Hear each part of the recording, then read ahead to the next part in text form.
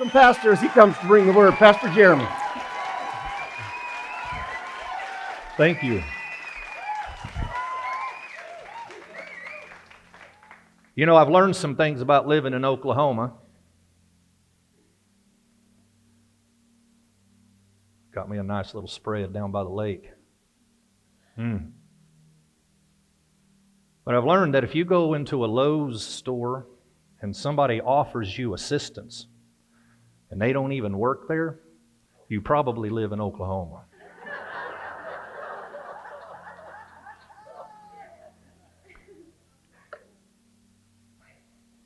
If you have worn shorts and a coat at the same time, you live in Oklahoma.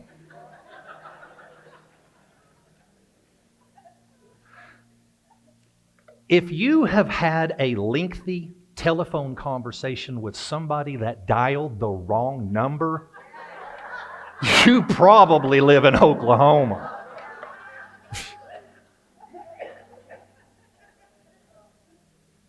Man, I got this message going, working it over, and I didn't like it. I was like, this is bad. This ain't going to work. But it was Saturday. What am I going to do? I ain't got time to change it. So you guys are just going to have to bear with me. I'm going to come out of John, Matthew, Mark, Luke, John, chapter 15. I'm going to start at verse number 1. I'm reading out of the New King James. Verse 1, it says, I am the true vine. Okay. But my Father is the vine dresser. And every branch in me that does not bear fruit, He takes away. Now, we're going to circle back around this later because this is a weightier issue than what people realize. And every branch that bears fruit, He prunes it. Cuts it. Not everybody knows what pruning is. Me and Grayson, we like little words. We don't want big words. So, He prunes it so that it would bear more fruit. Abide in me and I in you. What does abide mean? Like connect. Connect to me. Abide in me and I in you. As the branch cannot bear fruit all by itself. If the branch comes loose from the vine, it can't bear fruit. Okay? Unless it abides in the vine. Unless it's connected to the vine. Well, neither can you. Neither can you. Unless you're connected to me. Unless you abide in me. You cannot bear fruit. All right, verse 5. Let's go a little further. I am the vine. This is Jesus talking. I am the vine. You, us, you are the branches. He who abides in me, he's reinforcing it. And I in him bears much fruit, for without me you can do nothing. And if anybody does not abide in me, he's cast out as a branch and is withered, and they gather them and throw them into the fire, and they are burned. If you abide in me, and my words abide in you, you will ask what you desire, and it shall be done for you. By this, my Father is glorified, that you bear much fruit. So, you will be my disciples.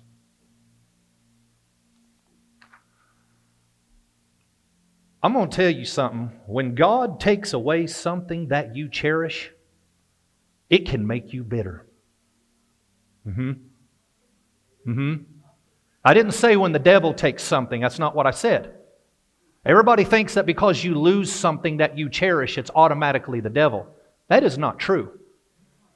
I said when God takes away something that you cherish, it can make you bitter. Now, I remember when the Lord was trying to get me out of the church that I was born and raised in my entire life. I didn't know that's what He was doing. I didn't understand it. And how in the world is He going to be able to do that? I mean, you don't break your commitment to church. There was no way I was going to leave. Even though my dad at the time, he was ill, looked as though he might be dying, he was retired, and I'm in a place that's mine, but not mine. And it wasn't the sweet, soft-spoken voice of peace that came, because I had not yet known peace in my life. It was thrashing, destructive, full of anxiety overloads as I fought to stay in my rightful place. So I thought. No one could encourage me. I was in rebellion, they said. A wild ass, they spoke aloud.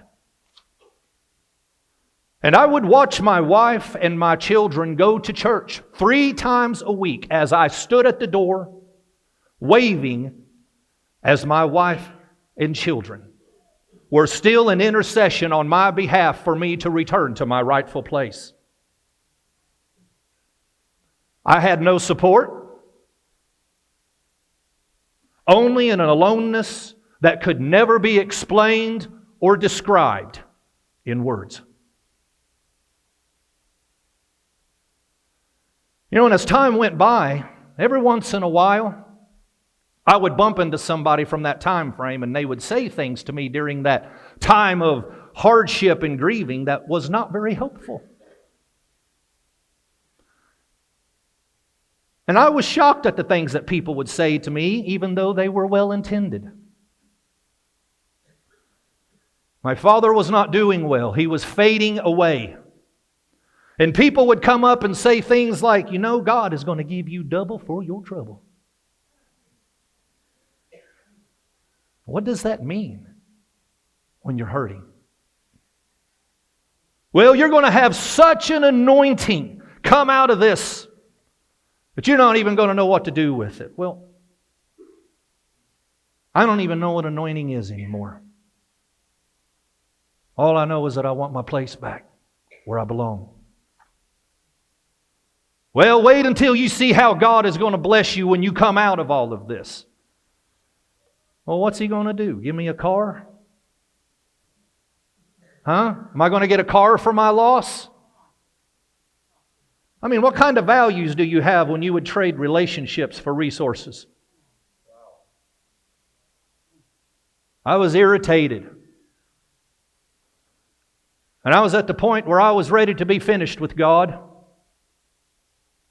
And told Him that. I said, you have taken from me what little I had left. Now my dreams are dead and dying, and now I'm in some kind of a never-ending bad acid trip that just will never stop. Are you even in this? Or is this all just a big hoax? I want to know. I was crushed. And I was crushed again as to why my faith didn't work for me. And I was angry and I was hurting. And I had to keep trying to function while I was dying. And I had to keep breathing while I was dying when I didn't want to breathe. I was done with Him. Because He had not responded in a predictable and positive way during this time of great need in my life. I'm talking about moments where your faith confuses you. Because it didn't work out like you expected it to work. And you find yourself in a dilemma where your theology is challenged by your reality.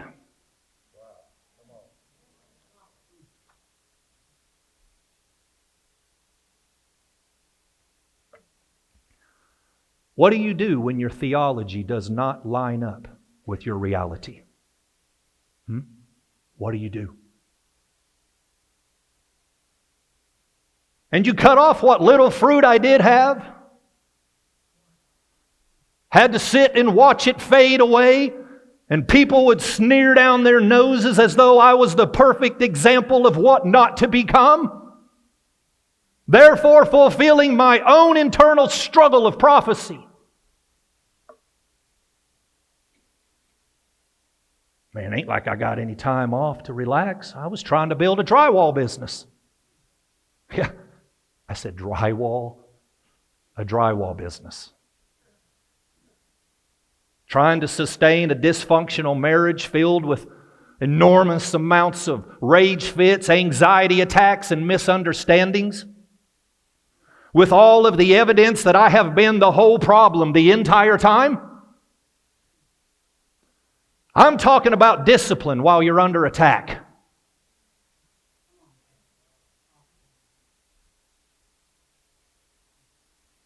How could you cut me out? This is a bad time for me to be going through all of this. Have you ever been cut down at a bad time?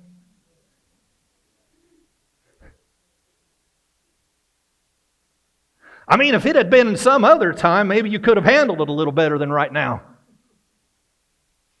This is a bad time for you to start pruning. Pruning is cutting away. What do you do when He cuts back something that you were counting on?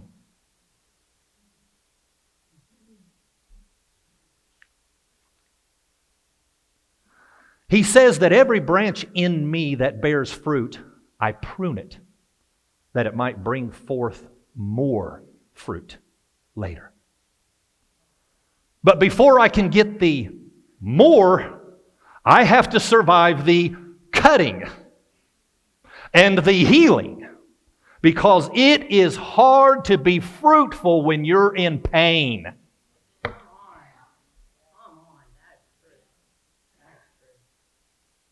Healing is a process. And no matter what the purpose of the cut is, it is still trauma to the plant.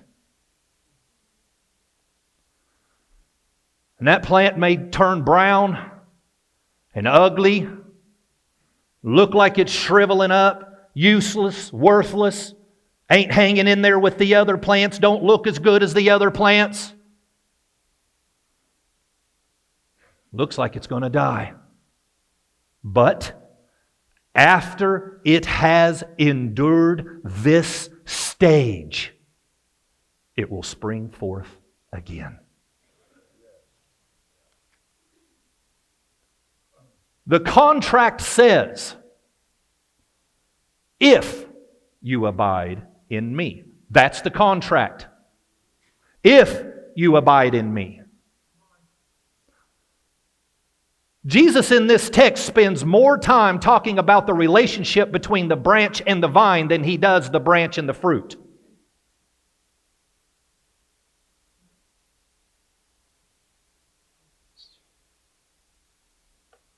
And this is what I've been noticing about a lot of people today. Is that the branches seem to be wanting to have more of a relationship with the fruit. What do you mean, Jeremy? Give me the promises of God. That's what they're focused on. Give me the blessings of God. I want the much more. I want the more. But it is not about having a relationship with the fruit. It's about having a relationship with the vine. Because if you get cut off from the vine,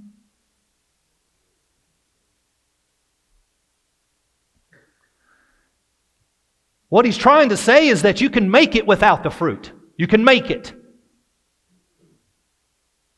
And you may turn brown. You may look ugly. You may not look as strong or healthy as the others. You may look a lot more weakened. You don't look like you're doing very good, drawing a lot of negative attention to yourself. You can still make it.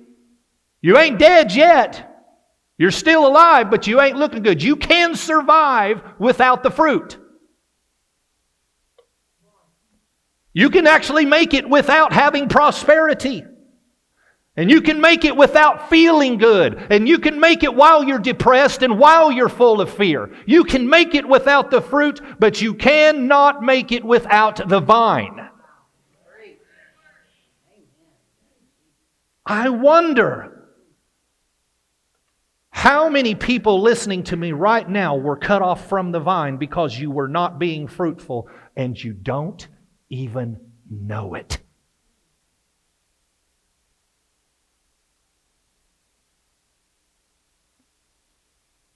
I mean, yeah.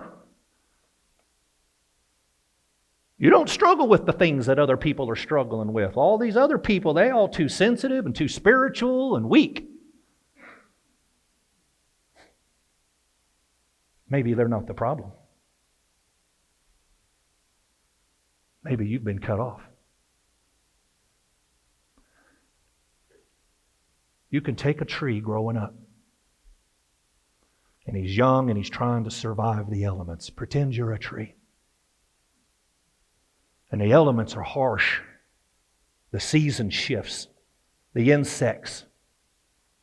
The cold. The animals. The critters. The other trees consuming the sunlight above you because you're not tall enough to reach. You're fighting for survival. You're a little sensitive. You're sensitive to the worms and the larvas. And you grow and you fight. You're a little sensitive to some things. And you grow, and let's say some years go by, and this big old 12-point buck, no, Oklahoma, a dirty pointer. A dirty point buck comes out in the rut and starts rubbing you real raw. I mean, rubbing away. Big old dirty pointer, man. Tears all the bark off of you, and you don't survive the winter. You are now there, dead, looking at the other trees, observing everything from a dead point of view. Wondering why all the trees are whining about the larva and whining about the elements and whining about fighting for growth. Why are you not? Because you're dead. So you're looking at everybody else that is struggling for life from a dead lens.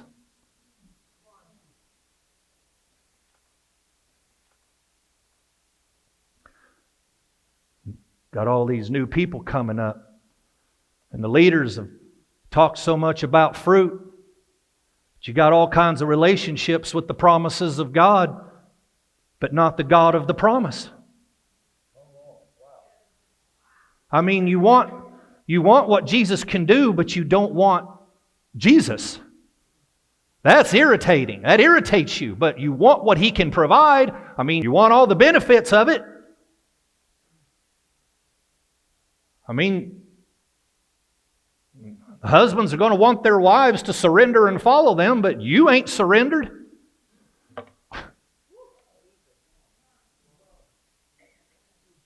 How in the world is your wife supposed to navigate you when you're not navigating? See, you violate the contract, so now you want to use religion and rules to put them in submission. Nope. See, you want what I have, but you don't want to do what I did. So you're only going to talk to Jesus when things are going the way that you want it to go, but you didn't read the contract. If you abide in me.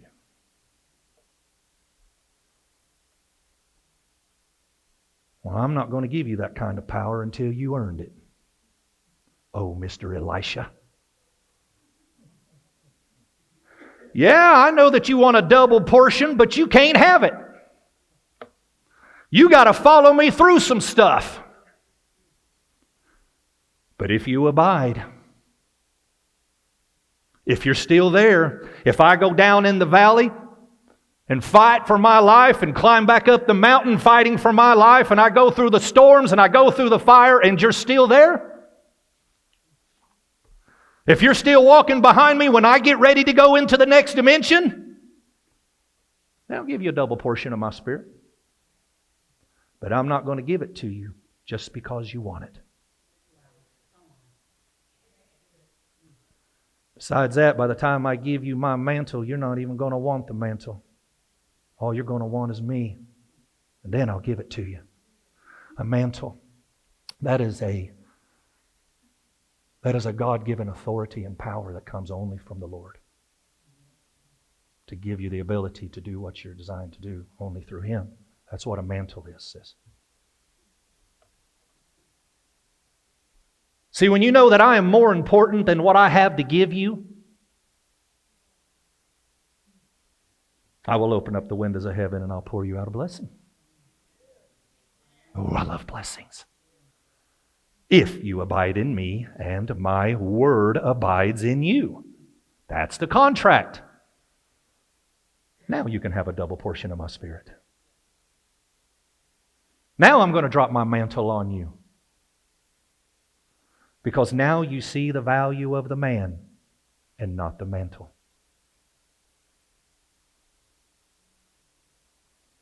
See, if you don't love the man more than you love the mantle, then you are disqualified from receiving it.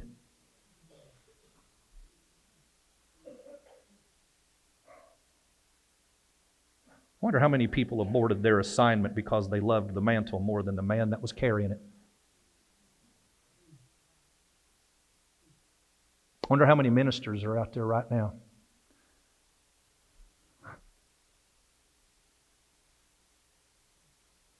Couldn't fulfill their assignment because they loved the mantle more than the man that was carrying it. So they felt like they were being used, taken advantage of, doing all the grunt work. And they said, screw that, I'm out. And they go and start their own church or go do their own thing, but never got what they were called to get. And now they operate without it.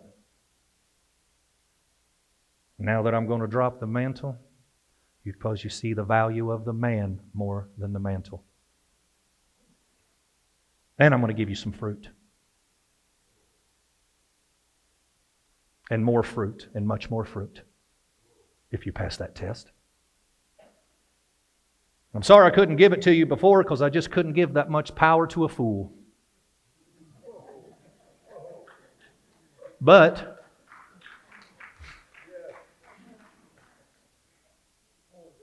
if you abide in me and my word abides in you, I'm going to give it to you because of your longevity and your tenacity and your commitment and your relentlessness because you followed me when you didn't even understand me. Because you served me when you didn't even like me. Because you stayed when your feelings were hurt. Now you can have it. See, He cut me.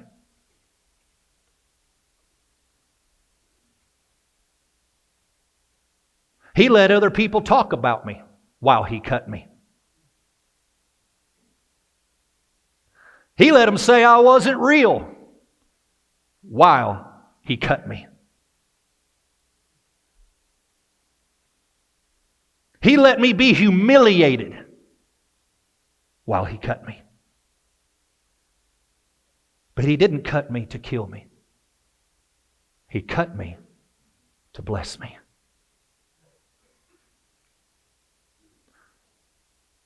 See, when we started out, all you wanted was my stuff and my rewards, my blessings. That's all you were after.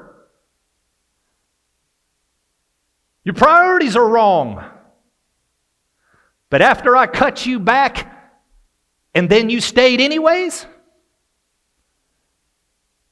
See, I love how people look for a reason to leave. I never looked for a way to get out. I was always looking for reasons to get in.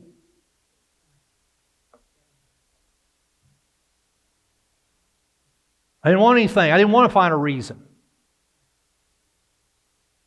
It's funny how it works. It's like envy. When you envy somebody or jealousy kicks in.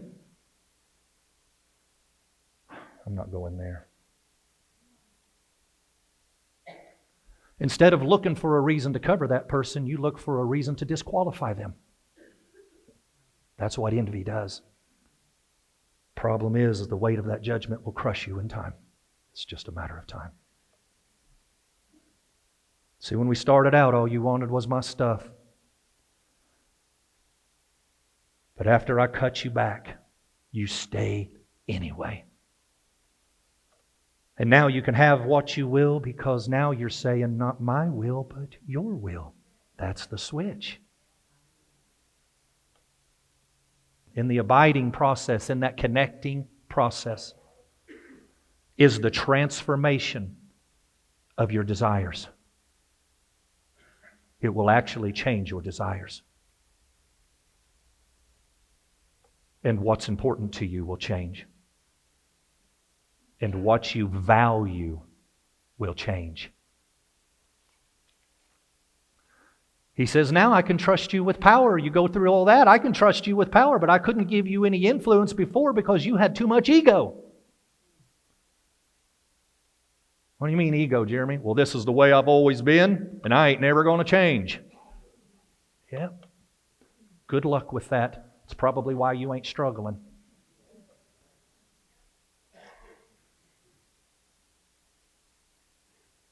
Can't give it to you when you got ego in the way. But after I get finished dragging you through all that embarrassment, all that humiliation, and pulled all that ego out of you, now I can give you some power. You shall ask what you will, and it shall be done unto you.